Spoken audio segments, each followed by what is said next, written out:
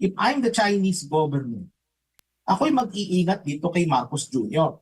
Kasi Marcos Jr. has a history of saying one thing and doing another. So parang budol. Parang budol. Budol talaga. Kasi kung ano yung sasabihin niya, hindi niya yung gagawin. So kagaya halimbawa ngayon, makikipagmabuti siya sa China, makikipagmabait siya sa China, and yet, nangyayari pa rin itong mga nangyayari itong gulo dito sa West Philippine Sea o sa South China Sea. He is being nice to China and yet he's poking China on the other. No? So kung ano yung sinasabi niya dito, iba yung ginagawa. Iba yung ginagawa ng kanang kamay, iba yung ginagawa ng kaliwang kamay. Issue naman po ng atin pong foreign policy, no, na alam natin, independent foreign policy talaga, sinasabi ng ating konstitusyon. Gaano kalaki po ang maitutulong nito sa ekonomiya? Kung ito talaga ang maipapairal po ng kasalukuyang gobyerno, kasi kine-question kung independent ba talaga yung foreign policy natin o may kinikilingan. Pero sa sitwasyon po ngayon, napapabalita na hindi ka basta-basta makaka-import or makakaangkat ng langis mula sa Russia kasi nga may conflict sila with Estados Unidos. Yung mga ganyang mga hindrances po sa atin, na gulo naman nila, away naman nila yan, wala naman tayong ano. At sa mga hinaharap po, Doc. Ganito kasi yan, Admar, no? Tayo kasi, dinala tayo ni Marcos Jr. sa isang direksyon na kung saan mas lalo tayong naging bihag ng Estados Unidos. So ibig sabihin, kung anumang mga policy na gusto nating gawin as it relates to our foreign relations, kinakailangan po na mayroong basbas ni Uncle Sam. So ganun po yung direksyon ng foreign policy na tinahak ni Marcos Jr. In contrast, nung panahon ni dating Pangulong Duterte, tayo ay makipagkaibigan sa lahat at wala tayong kaaway. No? So ganun yung policy, at kung ano yung polisiyang makikinabang ang mamamayang Pilipino, yun ang gagawin nating foreign policy. So kagaganda ng buhay ng ordinaryo natin. Ayan, hindi ni Uncle Sam o ng Deep State o ano pa man, no? Kung sino man nakaupo sa White House. So yun yung polisiya na kinakailangan natin. Kasi kung titingnan talaga natin mga kababayan, yung foreign policy natin ngayon, hindi talaga siya tugma sa pagpapaunlad ng ating ekonomiya. And alam mo, Admar, itong gulo sa Middle East, no? If anything, bagamat hindi maganda ito sa mga ekonomiya ng mundo, kung nangyayaring digmaan na ito, if there's anything here na positibo, which is napagtanto na siguro ni Marcos Jr. na kinakailangan na niyang lumapit sa China. So in fact, ditong nakaraang araw, no, may mga movement dyan na may mga makikipag-usap, no, sa Chinese ambassador, naging mas malapit yung mga relasyon dahil nga dito sa nangyayaring digmaan na ito. So if there's anything positive with this war, I think it has kind of cooled down the relations. Kumbaga parang hindi ba, cool down is a wrong word, but mas pinainit, no, naging mas warm yung relasyon nitong dalawang bansa. Kasi nga, kinakailangan din natin ng source ng energy, no? Kasi nga, barado ang Strait of Hormuz. So ang China, nagre-refine sila ng petroleum galing sa Russia halimbawa o sa iba pang mga sources, pwede tayong bumili sa kanila ng refined petroleum o galing sa China. Makakatulong yan sa atin. Pero speaking of China, Admar, ang aking basa dito is, if I'm the Chinese government, ako'y mag-iingat dito kay Marcos Jr. Kasi Marcos Jr. has a history of saying one thing and doing another. So parang budol. Parang budol. Budol talaga. Kasi kung ano yung sasabihin niya, hindi niya yung gagawin. So kagaya halimbawa ngayon, makikipagmabuti siya sa China, makikipagmabait siya sa China, and yet, nangyayari pa rin itong mga nangyayari itong gulo dito sa West Philippine Sea o sa South China Sea. He is being nice to China and yet he's poking China on the other. No? So kung ano yung sinasabi niya dito, iba yung ginagawa. Iba yung ginagawa ng kanang kamay, iba yung ginagawa ng kaliwang kamay. No? Ganyan yung nakikita ko dito kay Marcos Jr. So sa ganyang klaseng paraan ng pamamahala, I highly doubt if the Chinese will take him seriously. Sana naman din, ano? Kasi kung makakatulong ang China sa atin para magkaroon tayo ng mas murang source of energy sa ngayon, mas mabuti yan. But honestly, the Chinese should be very careful of him because of, his history of saying one thing and doing another at Admar. But sabi ko nga, as long as makakabuti ito para sa ordinaryong mamamayang Pilipino, no, tong approach na to ni Marcos, so be it, no, gawin na niya yan. But then again, he should not expect that the Chinese would be, would be enthusiastic. I think the Chinese are forgiving din naman sila. No? They're Asians, they're like us. These Asian people are generally forgiving people. No? After the many years of demonizing China and painting the Chinese as the enemy, now ngayon lalapit si Marcos Jr. sa China, no? So just put yourself on the other side. If you were the Chinese government, if you're China, how would you feel? After many years, no, you have this person demonizing you, and now because nagkakagulo, kailangan nila ng crudo, they come to us. Diba? So, ang China naman mabait yan, no? Pero dapat magpakatotoo din tong si Marcos Jr. and we should not be surprised if the Chinese would take a very careful but yet pragmatic stance as they relate with Marcos Jr. Opo, dito naman po tayo lipat sa naging controversial din na mga bill shock ngayon sa Meralco po. Doc, gaano naman ito po na nakakaapekto sa ordinaryo mga Pilipino, doon sa mga taxpayer? Kasi nagtaka sila na pati pala yung mga tinutulungan ng gobyerno, akala natin tinutulungan ng gobyerno, yun pala pinapasa lang pala doon sa mga mga consumer din, no? Lalo na yung sa mga lifeline, no, na tinatawag po nila, at iba pang mga bayarin. Pero ang rason naman po dito ng Meralco at saka ERC, sumusunod lang sila dito po sa batas. So ibig sabihin, hindi ba ito pinag-aralang mabuti? Doc, ano sa tingin niyo po, gaano kahalaga itong na ito, usapin po na ito na dapat once and for all masolusyonan po? Kasi matagal na nating naririnig ito. In fact, isa si Senador Rodante Marcoleta sa mga na nito noon pa nung nasa Congress, sa Kamara pa siya, hanggang ngayon nasa Senado po, kabilang na ito at nasabon niya siya kamakailan ang Meralco last time sa pagdinig po ng Senado. Alam mo, Admar, ito ay classic example ito ng tinatawag natin corporate greed. No? Pagkaganid ng mga korporasyon. Kagaya halimbawa ng Meralco. So halimbawa yung inefficiency nila sa pagdidistribute ng kuryente ay ipinapasa nila yan sa mga consumer. Instead, dapat ini-internalize nila yung inefficiency na yan. So ibig sabihin ng internalization, Admar, is that silang mag-absorb ng inefficiency instead of passing it to the consumer. Bakit? Hindi naman kasalanan ng mga nasa subdivision. Halimbawa, na kung may mga nananakawang kuryente sa mga ibang lugar, bakit yung mga taga-subdivision ang magbabayad nun? O bakit yung mga ibang sektor ang magpapasa ng inefficiency ng Meralco? So kumbaga, ang nangyayari dito is kawalan ng kahinaan ng batas, no, na para makorek itong sitwasyon na ito. And this gives us an opportunity to actually review the relevant laws sa kaso sa prangkisa ng Meralco, kasi franchise yan, Admar. No? So ibig sabihin nito is meron pa rin paraan para mabago yung batas. No? Yung mga batas na yan, hindi yan set in stone na kapag ka nasulat na yan, hindi na yan pwedeng mabago.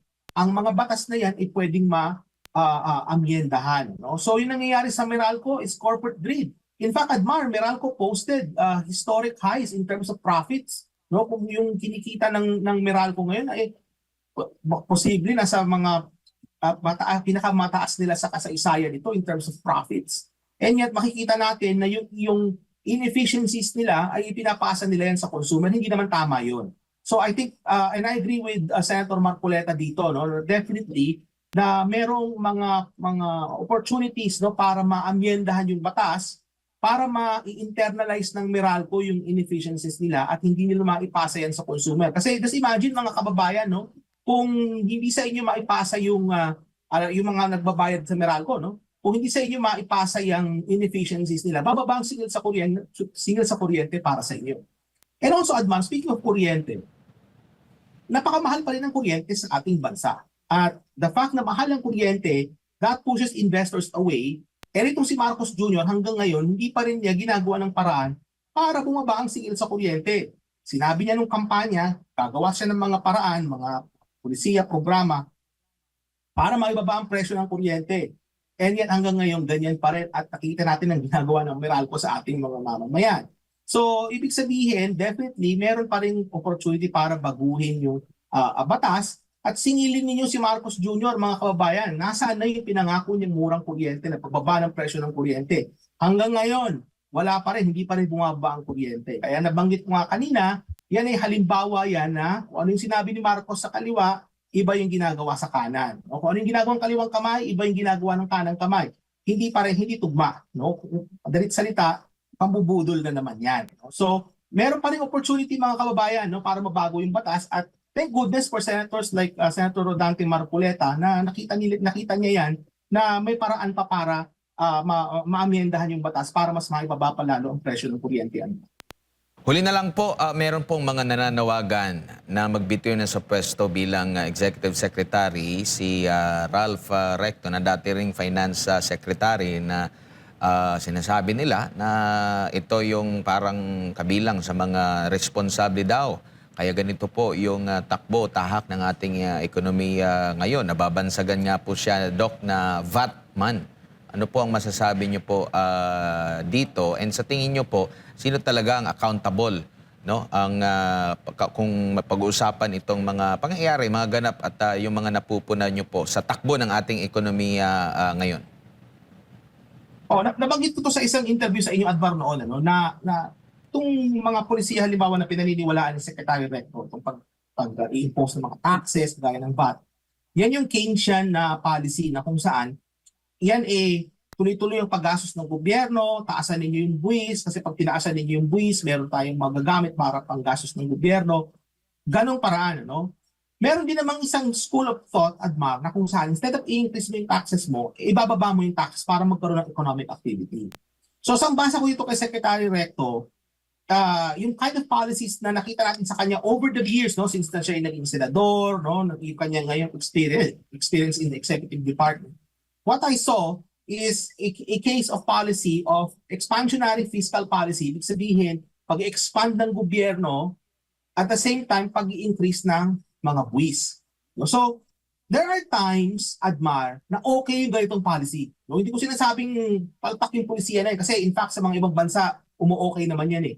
May mga panahon na akma yung ganyang polisiya. Sa ngayon mga kababayan, hindi po yan akma. Kasi sa ngayon, tumataas ang presyo ng bilihin. Dapat ito yung mga panahon ngayon na gumawa ang paraan ng gobyerno para maibaba ang presyo. One of the ways to lower prices is actually to lower taxes. Kasi pagka bumaba ang tax, mas marami na ang kaya nating mabili kasi bumaba yung buwis na binabayaran natin. And at the same time, makakapag-increase ito ng economic activity para naman hindi maging 3% yung economic growth natin. So merong kabilang side ditong polisiya nito na hindi ganito sa palagay ko, no, na hindi ito yung pinaniniwalaan ng ating mga economic policy managers, including Secretary Recto. No? So, kung may mga nananawagan na siya umupo sa pwesto, mga tao lang po yan na naniningil sa kanya. No? Kasi itong nakikita natin sa ngayon na mataas na presyo ng mga bilihin, in part, it's a result of government mismanagement of the economy. No? So, kagaya ngayon, it took them a while to realize na, okay, tanggalin natin yung excise tax. It took them a while to reach out to China to ask for, access sa crudo. No, in fact, mga ibang bansa weeks ago, kagaya ng Canada, kinausap na si President Xi ng China. No? So, kumbaga, ito nakikita natin ngayon na mataas sa presyong bilihin, no? Bagamat global yan, yes, naintindihan natin that itong shock na nangyayari na sa atin is global in nature ito kasi wala naman tayong control dun sa Middle East. Pero, hindi ibig sabihin na walang pwedeng gawin yung gobyerno natin. And sa nakikita natin sa ngayon, no, dalawa yung nakikita ko. Unang-una is mabagal yung naging pagkilos ng gobyerno para ma-minimize o ma-mitigate yung shock na dumating sa bansa. Yun yung una, mabagal. And ikalawa, ineffective. No? Kasi nakita natin ngayon, may mga ginagawa sila, but yet it did not help actually lower prices. So, kumbaga, hindi lang kulang, mabagal pa yung kilos. At they're late in the game, Admar. No? So, itong mga kababayan natin na gusto si Secretary Recto na bumaba sa pwesto, naniningil yung mga yan. They're asking him, asking him to step down because that is accountability, Admar. Since na mention mo accountability, the buck doesn't stop with Secretary Recto.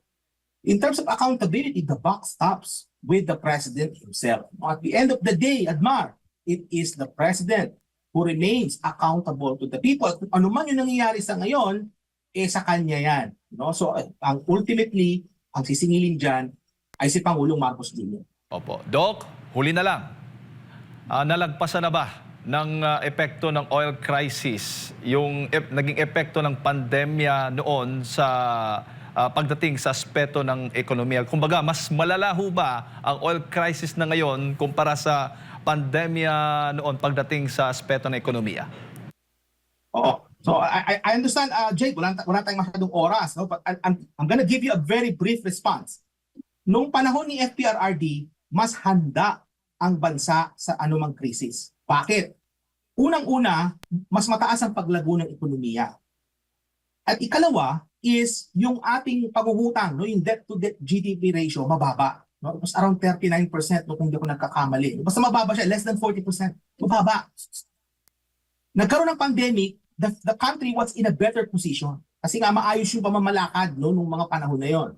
Fast forward, ngayong krisis sa gitnang silangan, itong gera ng US, Israel at Iran. We're less prepared. Bakit? The quarter preceding, nung nagkaroon ng gulo sa Middle East, ang growth natin was only 3%. Ikalawa, yung debt to GDP ratio natin already is more than mga 60% na. So ibig sabihin, kung magkaroon ng shock na kinakailangan nating mangutang no, para sa pag-ayuda, to provide subsidy sa transport sector, tulong sa mga mahihirap no, sa ating mga kababayan, we have very little room to maneuver as a result. No, mas hindi handa ngayon kaysa noon. This could have been prevented if the Marcos Jr. government in the first 3 years, no, nung half ng 2022, 2023, 2024, 2025, 3.5 years, naging mas prudent sila in terms of kanilang economic policy. It's been prudent, hindi sila gumastos ng gumastos, hindi sila naningil ng maraming buwis, hindi sila nangutang ng nangutang. And yet what happened in those 3.5 years, mga kababayan, has set the stage kung ano yung krisis na nararamdaman nating lahat ngayon dyan sa Pilipinas. Kasi, ang nangyari mga kababayan, hindi tayo naging mas handa kagaya nung panahon ni Pangulong Duterte, dating Pangulong Duterte. So yun yun, Jay, no? We don't have much time, but I think, you know, yun yung gist niyan. Nung panahon ni FPRRD, we were more prepared for a shock compared to now we are less prepared. Kaya tayo naging less prepared dahil sa kagagawan din ni Pangulong Marcos Jr., kagagawan ng Congress, kasi nga instead of being prudent in terms of using people's money, gumastos sila ng gumastos, at ito po ang naging pinahinatnan natin sa ngayon, mga kababayan. Mensahe po ninyo sa mga kababayan po natin, lalo na sa mga karaniwang tao na papaano ba sila makaka-adjust sa ganitong economic environment, Doc, na meron tayo ngayon? Well, ang mensahe sa ating mga kababayan, alam nyo, dahil sa klase ng gobyerno na meron tayo ngayon, huwag nyo na silang asahan. Wala kayong maaasahan sa gobyerno. May ayuda, yes. And again, ayuda is temporary. No, sa palagay ko, under kay Marcos Jr., expect nothing. No, kasi nga, sabi ko nga kanina, he's doing one thing sa kaliwa, iba yung ginagawa sa kanan. No? So he's not being forthcoming sa mga tao. Iba yung ginagawa niya sa sinasabi niya. So, base dyan, pretty much the people, you're left on your own. So ibig sabihin, magtulungan tayo. No? So halimbawa, kayo bibiyahe, pupunta kayo ng palengke, baka pwede kayo mag-carpooling. No? Samahan nyo yung mga kaibigan nyo, yung mga kapitbahay nyo, o pupunta tayo ng palengke, maghati-hati kayo sa gastos. So kumbaga, bayanihan, no? Tayo-tayo pa rin, and we need to rely less sa gobyerno, lalo-lalo yung kasi ng gobyerno na meron dyan ngayon. No? Hindi yan kagaya nung panahon ni FPRRD na maaasahan yung gobyerno. Ngayon hindi. Ang nangyari kasi ngayon, puro grafting corruption, puro kanila, wala sa inyo. So, sa ngayon, wala kayong maaasahan, no? Sa ating gobyerno, unfortunately. So you have to rely on your own and be resilient on your own para malagpasan natin itong krisis na ito. Which, by the way, Jay, malagpasan din naman natin ito kasi itong mga krisis na ganito, temporary lang naman yan. Kaya lang medyo baka magtagal ngayon. But nonetheless, matatapos din naman yun.